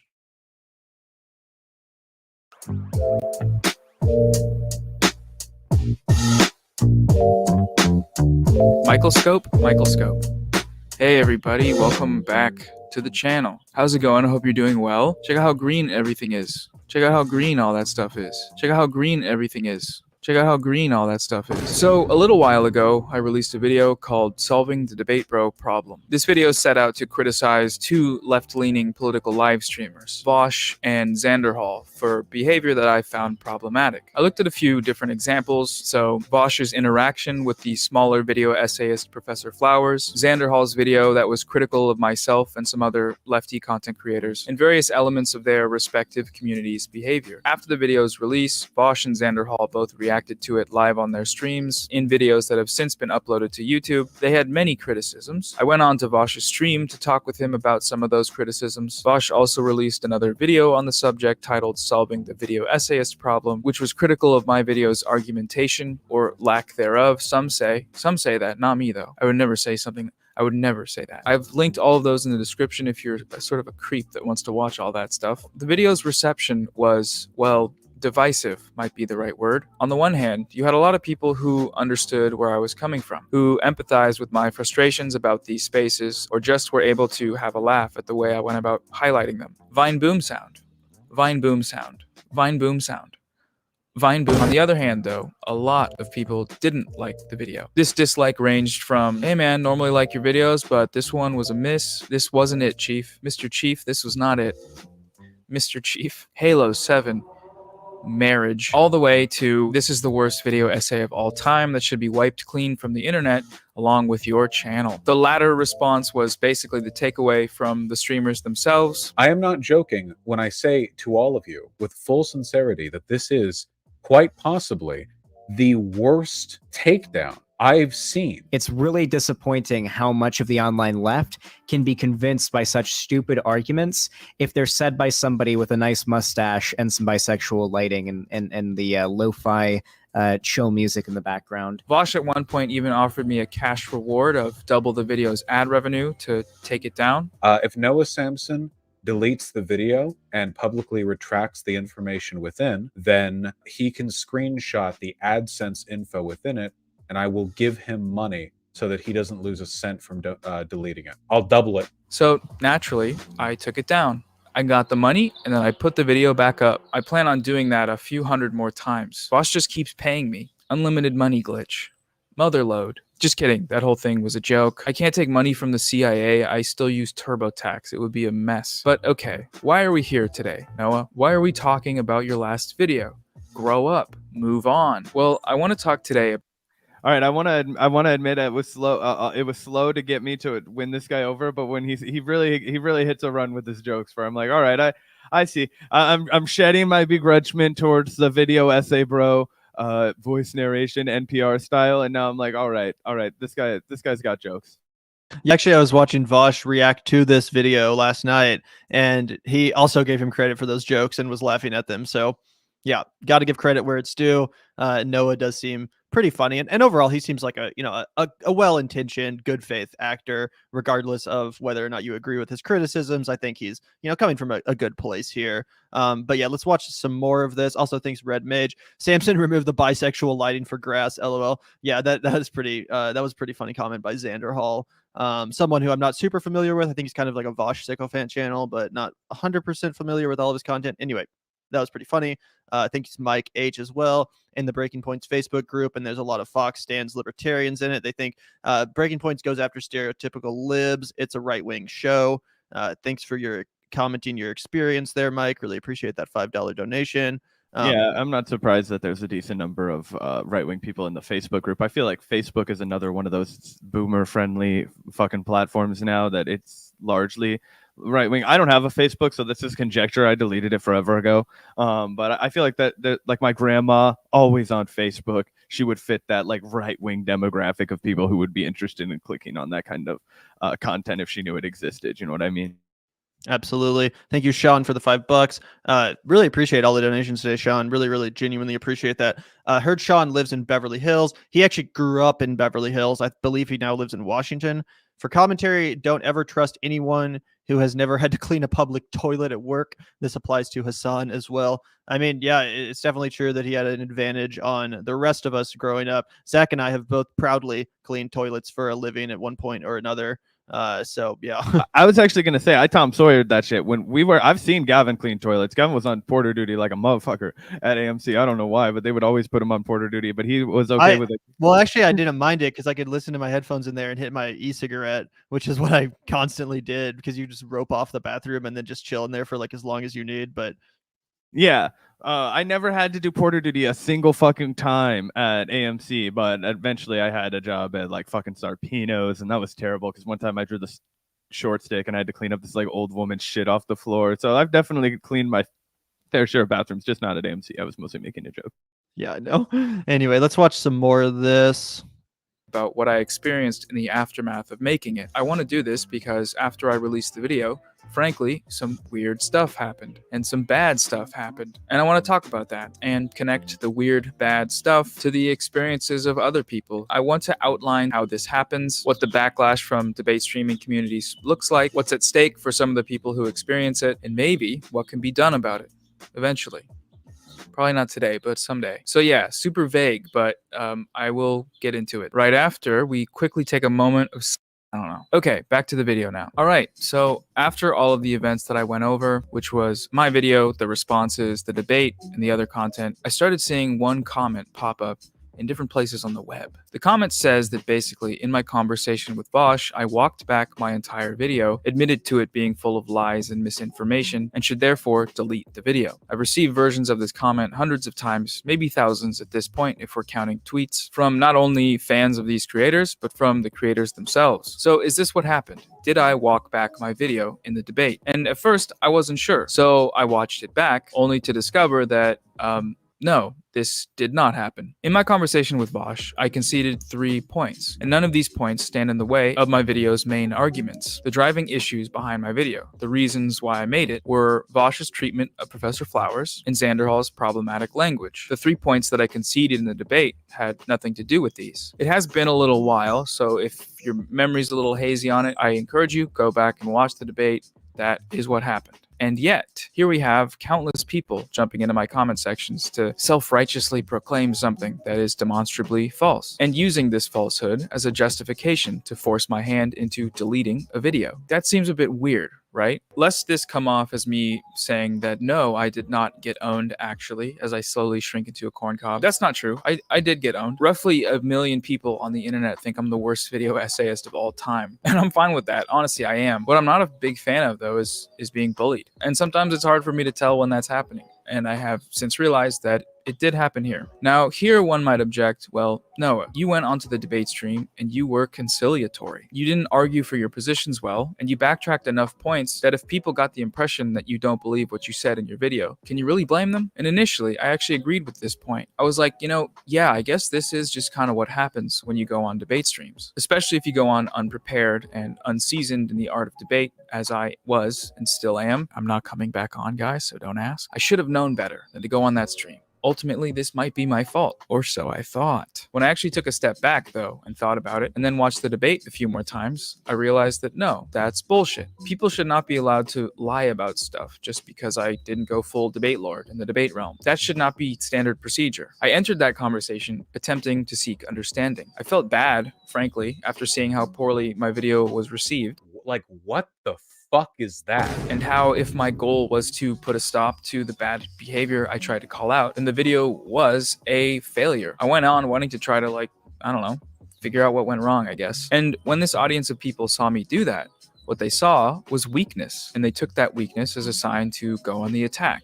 And that's what they did. They took whatever they could to discredit me. And now, because of this, they feel justified, vindicated even, in bullying me into silence. Cancel culture, the woke Twitter mob strikes again. So let's just pause here and comment on what we've seen so far, because to be honest, I'm a little bit conflicted on this whole thesis, this whole project, this whole opinion. Because on one hand, yeah, it's undeniable that when people go up against a larger content creator, when they criticize a much larger content creator with a very intense and aggressive fan base, someone like Vaush, for example, or, on the other side of that coin, Jimmy Dore. Yeah, if you go up against that person and criticize them, and you're gonna get some nasty responses. That is how it is. That's something we have certainly experienced here at the Vanguard. And for sure, the first time it happened, it was tough. It was genuinely tough on our mental health, to be honest. It's like, damn, all these people flooding our videos with negative comments, telling us that we're pieces of shit, telling us that we don't deserve to have a YouTube channel, and that we're just trying to grift, and that we're sellouts, and that we're CIA, and all this stuff. Yeah, it hurts. It's not a fun experience, and no one that has any size of an audience wants to get backlash from said audience. It feels like everything's ending. You're like, oh fuck, I built this whole thing, and now everyone's leaving. I shouldn't have opened my mouth in the first place. Maybe I am stupid. Maybe I am wrong. This is something that very much so happens. And it's not to say it's a good thing that it happens. It's not to say that it's something that it should be celebrated necessarily. But I also think that it's kind of inevitable, and it's kind of what Noah's doing here is kind of a very long-winded way of just whining about the fact that he lost a debate, and then people called him out for it. Because I mean, what do you think is going to happen, bro? Like he said, what do you think is going to happen when you go on Vaush's stream? You fail to properly articulate your disagreement with him. You allow him to win the debate, as he always, is happy to do. It's not like you're the first person he's destroyed in a debate. It's not like you're the first person that's, taking the L when debating Vaush. So it kind of seems like, oh, now that you've experienced this, you have to put out this 30-minute long video preaching about how toxic debate bro culture is, and how toxic Vaush and other YouTubers like him are. But again, not everyone has the thick skin that I have. And just because I got over the backlash, just because I got over the hate from our audience, doesn't mean that everyone will. I understand that a lot of people genuinely would want to stop doing YouTube if they received that sort of backlash. They might genuinely want to, just abandon it all and say this isn't worth it. So I don't want to come off as insensitive, and I don't want to come off as if I'm downplaying bullying and harassment, which is definitely a real issue. But then part of me also thinks, if you can't stand the heat, you got to get out of the kitchen. Yeah, dude, that's honestly where my entire reaction goes on this. So okay, yeah, there is pushback from being on the internet. Yes, it sucks when you fucking get your ass handed to you, but people get their ass handed to them at all sorts of jobs, and most of them aren't as cushy as being a YouTuber, where you get a Google AdSense check at the end of the month, and even though it's paltry and fucking nowhere near what it's worth, and obviously if you're a streamer, you get other things, but that guy does video essays, so I imagine he mostly relies on the ad revenue from his videos. So that's a cushy job comparatively, right? You don't have a boss that's breathing down your neck. You don't get chewed out for missing paperwork or not filing it correct.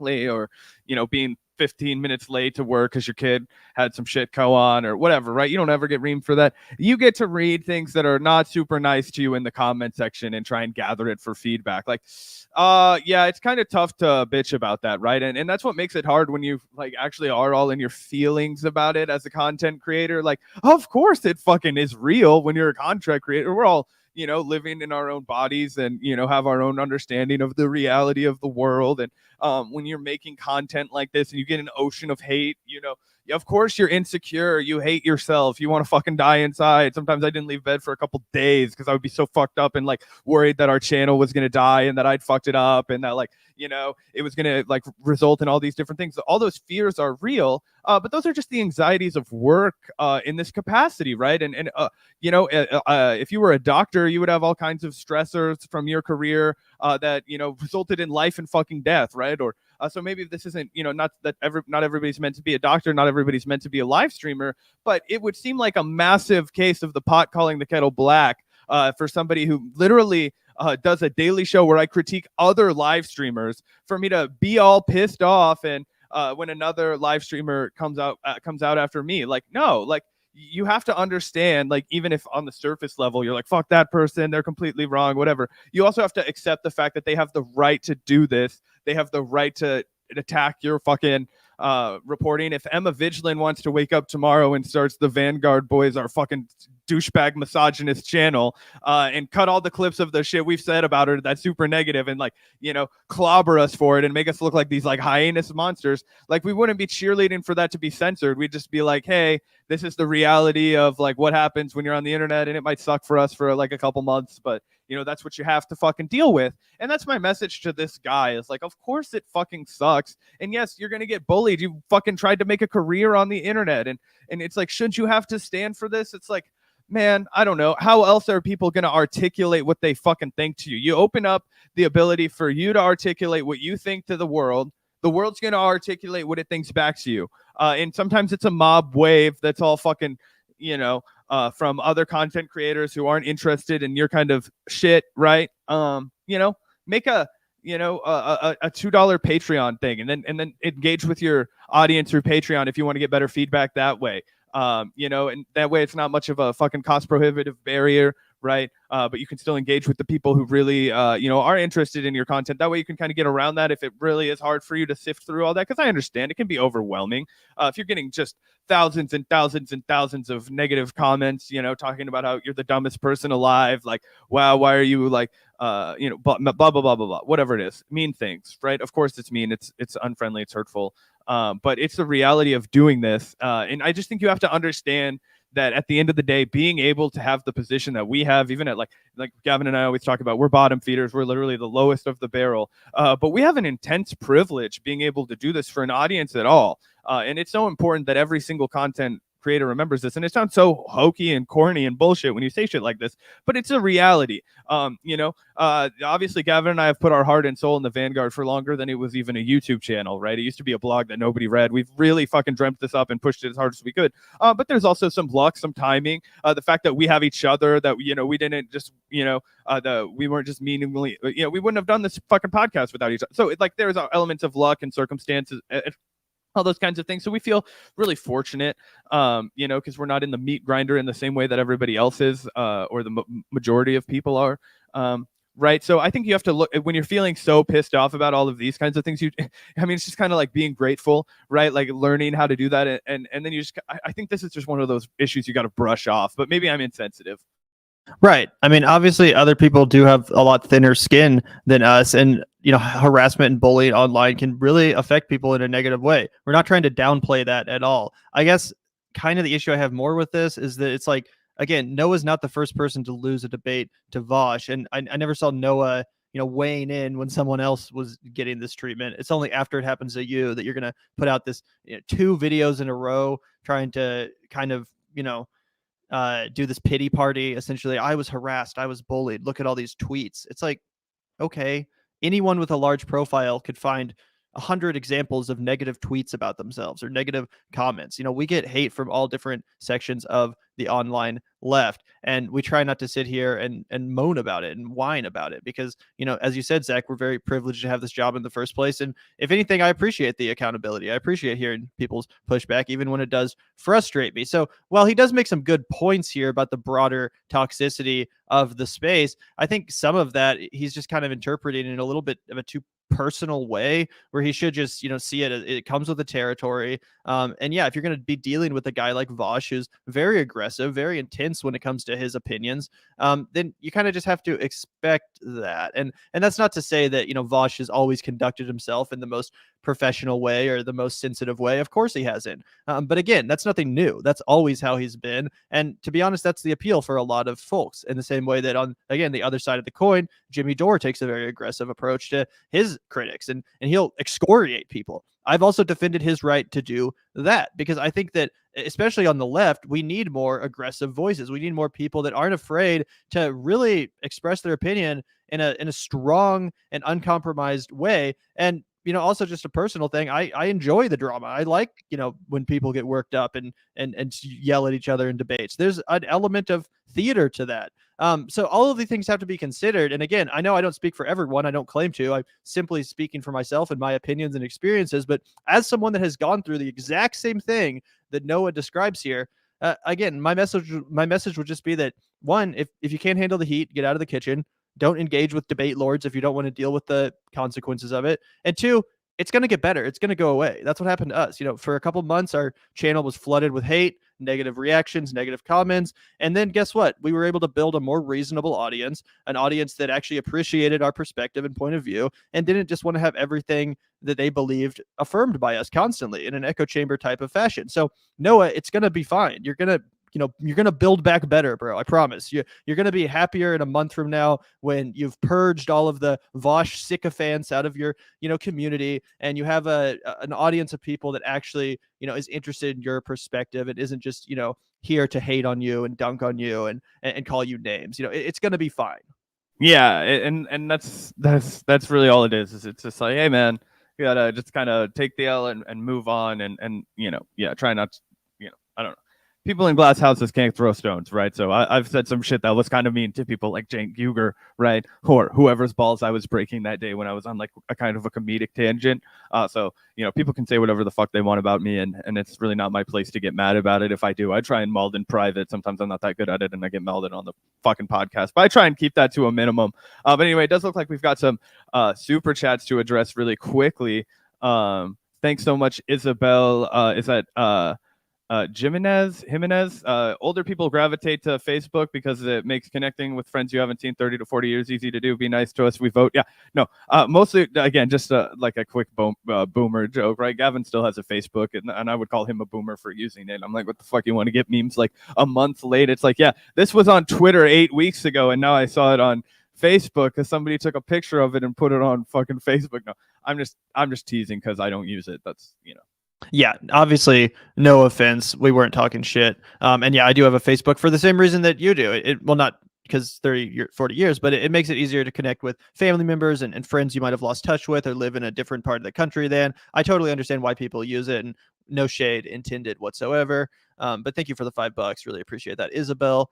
And thank you, M4A. Now, for the $2, review your claim and argue your point or retract. I'm guessing you're referring to Noah and what he maybe should have done instead of what he did do. Appreciate the super chat.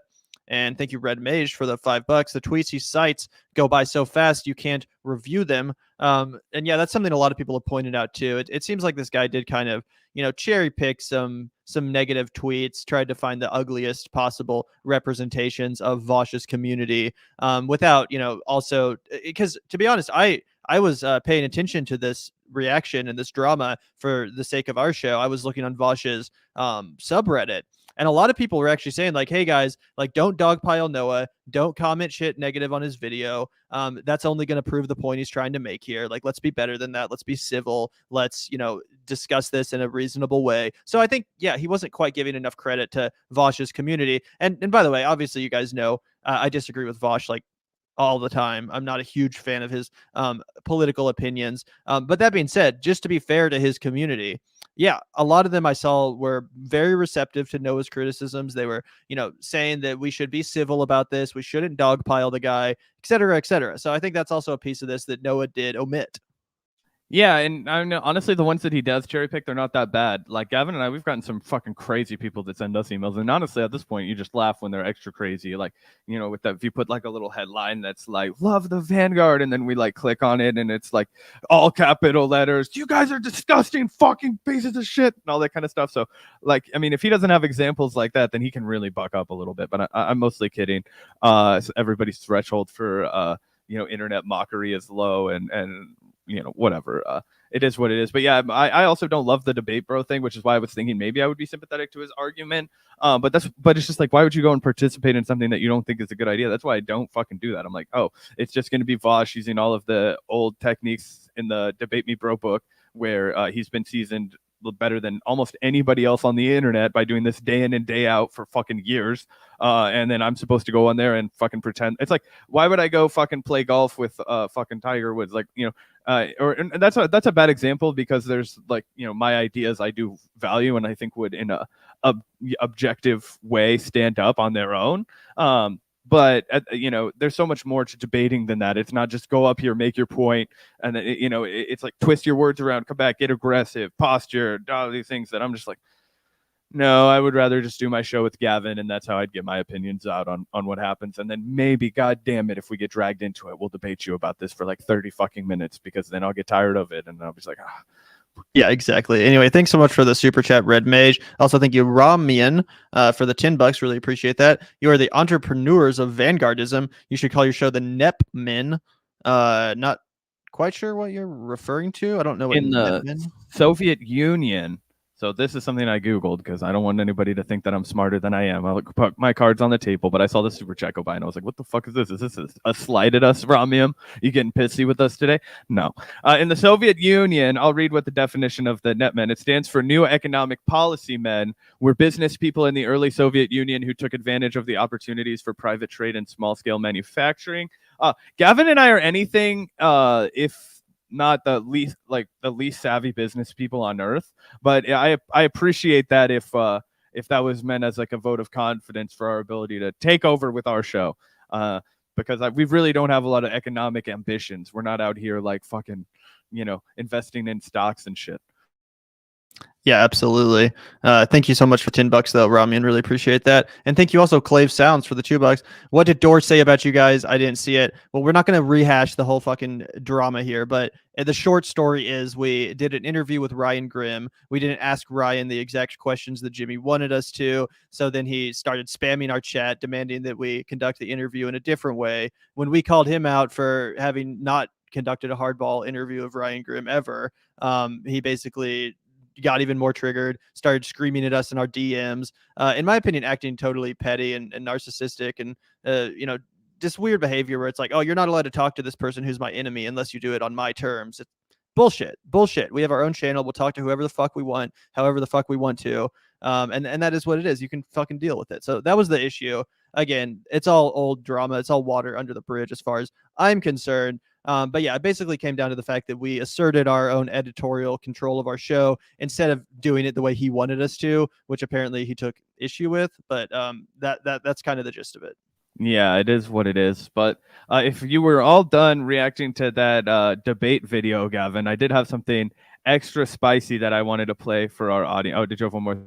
Yeah, we're done watching the video. I think you guys got the point. Check out the full video if you want to, see him continue to make the same point for another 20 minutes. I don't think that's necessary. The only other thing I wanted to say on the subject matter is that, regardless of our feelings on it and regardless of our criticisms of Noah, I will say that I've noticed BreadTube as a community kind of turning against Vaush a little bit in recent months. He's been embroiled in so many dramas, so many cancellation, so to speak, back to back. And it does seem like it's taking a bit of a toll on his channel and his presence on YouTube. As you can see here, he has 396,000 subscribers, which is very impressive, especially compared to our channel.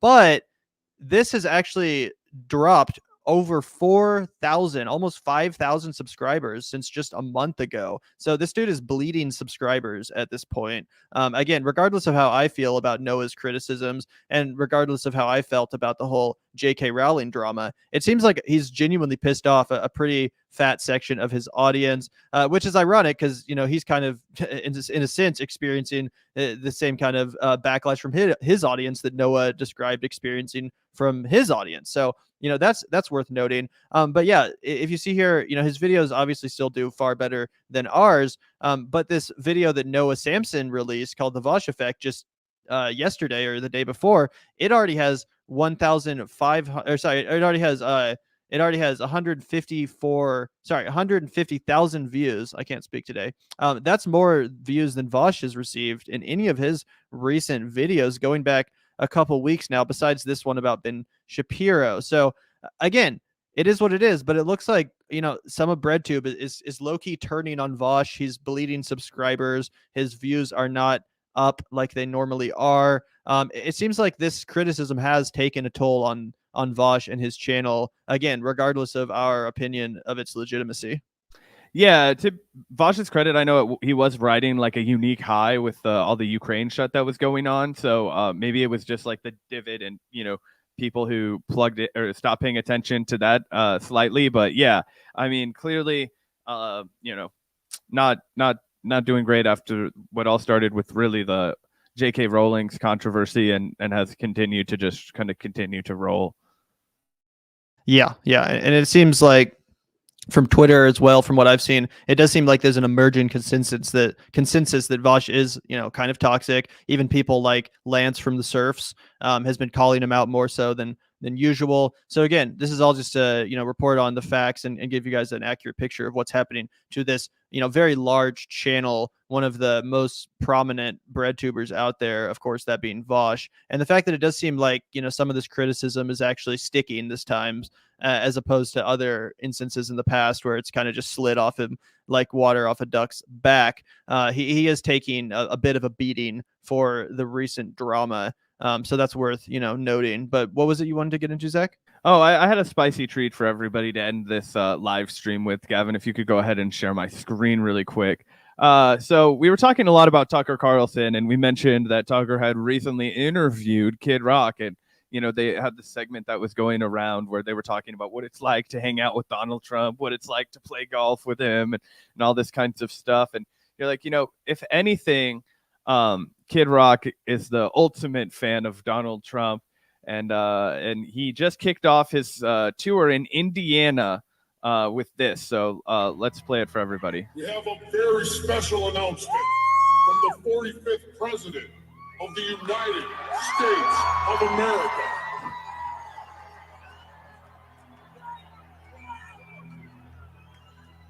Hello, everyone. I love you all. I know you're having a great time at the Kid Rock concert tonight. Quite frankly, he's amazing. All of you in attendance are the true backbone of our great country. Hardworking, God-fearing, rock and roll patriots. Bob is truly one of the greatest entertainers of our time. Not the best golfer by any means. His golf game could use a little work, but a great, great entertainer, and that's why you're there. Let's all continue to love one another, fight for our God-given freedoms, and most of all, let's make America rock again.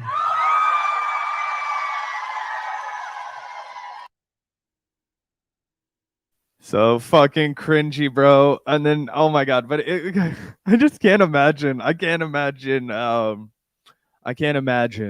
being in that crowd. One, because I can't imagine going to a Kid Rock concert.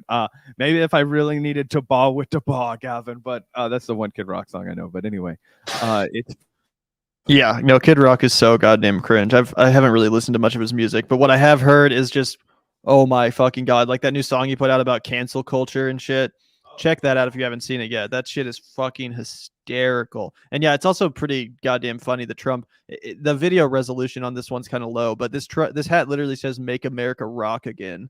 If you watch a higher resolution video of this, then you'll see that. So Trump literally had his own custom MAGA hat printed, but "Make America Rock Again." Like, what the fuck is this? energy, man. What are you doing out here? I mean, not that it's not to be expected, but I'm always just blown away by how fucking cringe Trump is. It seems like he really is good friends with Kid Rock, which is hysterical. Maybe they can run together in 2024. I know he's looking for a new VP.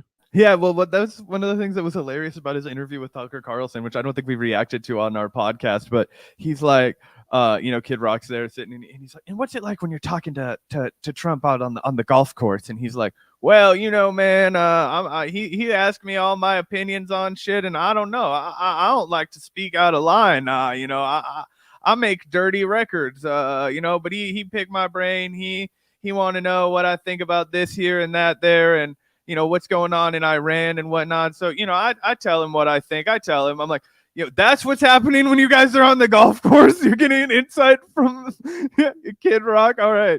That's hilarious. Yeah, I think he said Trump asked him his opinion on North Korea too. And he was like showing them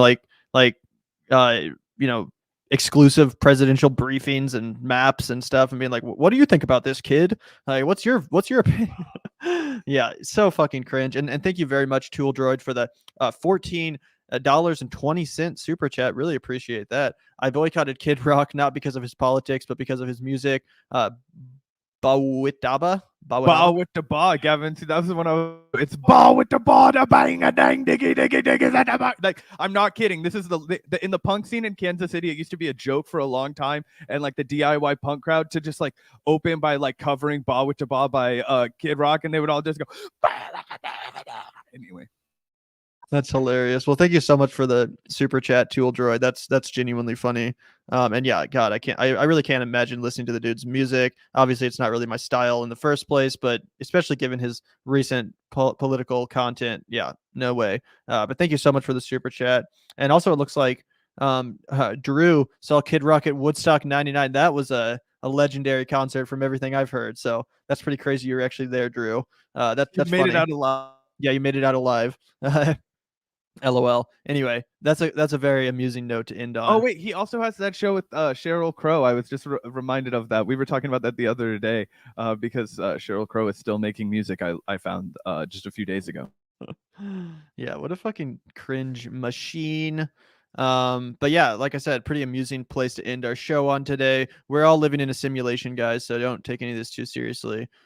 Just kidding. But yeah, I guess we'll do a big shout out to the patrons as always to end today's show. Huge shout out to the patron community. The link is in the description if you guys have any interest in supporting our show. If you enjoy the content we create, a great way to express that support is to contribute via Patreon. Again, the link is going to be in the description of this live stream. It's in the description of all of our video content, so hit that up. Again, if you enjoy the content we create, it's a great way to make sure we can stay strong here on YouTube despite the algorithmic censorship and the demonetizing of almost every single one of our streams. Again, it really helps out. We wouldn't be able to do this show without you guys. So we sincerely thank you and express our gratitude. As always, really appreciate it, guys. You make the show possible. So thank you so much. And it looks like we got one last super chat as well from Gabriel Ross Nash. Always appreciate seeing you in the chat. When is Sagar coming out for Kid for President?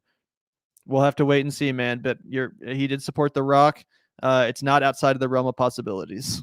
Yeah, I remember when all of the liberal media was freaking the fuck out because Kid Rock launched a fake Senate run forever ago, and they were like, "Oh no, we're not going to be able to beat him. We can't beat Kid Rock." And it's like, if you don't think you can beat Kid Rock, then I don't know what the fuck to tell you.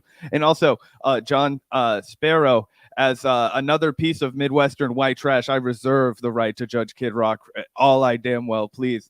Yeah, he's from Detroit, but he puts on a fucking hick accent. That's why I was making a joke about it. But anyway. Also, I'm pretty sure I've seen photos of Kid Rock's actual childhood home, and it's like a mansion. Like I'm pretty sure his whole shtick about being like a poor, Tennessee kid or whatever is complete. Detroit is complete bullshit. I've straight up seen photos of his actual childhood home, and it's like a mansion. So you can fact check me on that, but I'm almost 100% sure that Kid Rock is a total poser. He doesn't actually come from poverty or struggle or anything like that. But again, fact check me, but I'm pretty sure I'm right there. Straight out of Compton. I'm straight out the trailer. I'm sorry. That was another Kid Rock line. I've heard that one too.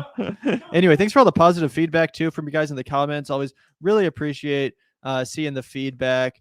both positive and negative, of course, but it does warm our hearts to see some positive feedback from you guys. So thank you so much, everyone, for tuning in. Great to see you guys all in the chat. We love hanging out with you. We love hearing your guys' perspectives and opinions on the topics we're discussing. It really enriches our perspectives as well. So thank you so much. And yeah, hit that goddamn like button. Smash that like button. So hard. Smash that shit. Anyway. And if you guys want to get a little bit more Vanguard content than you're getting right now, want to call in and chat with us, Gavin and I are doing about 2 episodes a week really on call-in nowadays. So call in, chat with us, let you know what you think of our content. That's the open time where we can have real discussions about what you guys are thinking. It's not cost prohibitive at all. Anybody can just fucking call in. We always take all the calls for the most part, unless you call in like right at the last second when we have like a obligation to get to. But we almost always take everybody. If you call in at the beginning of the show, we'll take your call. We'll chat with you.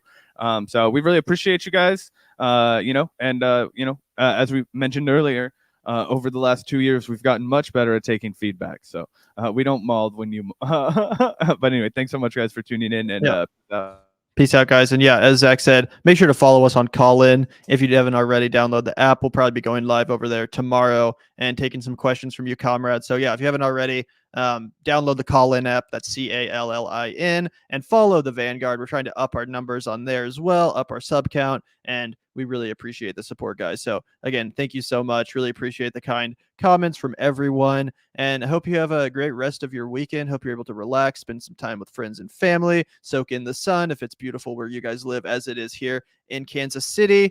But yeah, everyone, peace out. Have a great rest of your weekend, and we'll see you next time. Bye, guys. Also, thank you for the super chat, Colin. There's a wide range of ideological, there's a wide ideological spectrum on Colin. Everyone from Brianna Joy Gray and Owen Higgins to Glenn Greenwald, and everyone's on there. Jordan Cheriton, Ben Burgess, Aaron Mate, Abby Martin. Just about the entire spectrum of the left is represented on Colin. So I don't think that that's fair, but I think you're just joking anyway. I really appreciate it. Thanks so much, everyone. Yeah, I know. Anyway, thanks so much, guys. Appreciate it. Peace out. We are fascists, so in disguise. Cheap. Petty bourgeois.